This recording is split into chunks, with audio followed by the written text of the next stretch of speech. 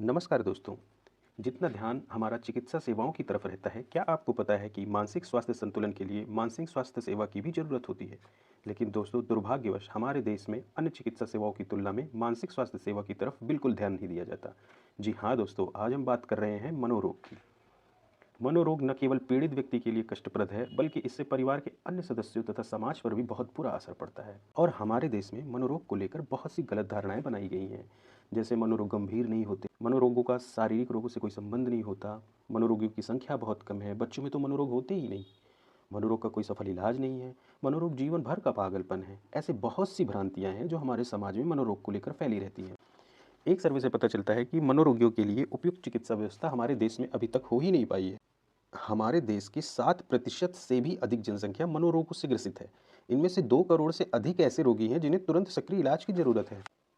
4 करोड़ से अधिक व्यक्ति सामाजिक एवं आर्थिक चिंताओं से ग्रस्त होकर मनोरोगियों की श्रेणी में आ गए हैं। इसका मतलब तो ये हुआ कि फिलहाल प्रति 1000 व्यक्तियों में से 60 से 80 लोग मनोरोगों से ग्रस्त कहे जा सकते हैं। हमारे देश में मनोरोग में अवसाद रोग सबसे ज़्यादा व्याप्त है, जो सारे मनोरोगों का 40 से 60% है।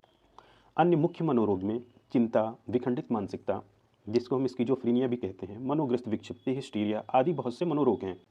मनोरोगियों को लेकर एक अन्य सर्वे में यह सिद्ध होता है कि भारतवर्ष में मनोरोगियों की संख्या बहुत अधिक है।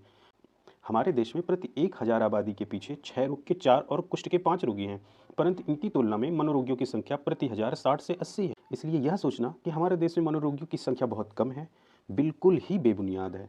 इसलिए दोस्तों, आप मनोरोग को बिल्कुल भी हल्के में न लीजिए। मनोरोग की रोकथाम एवं उनका सही समय पर उचित उपचार ही इसका बचाव है।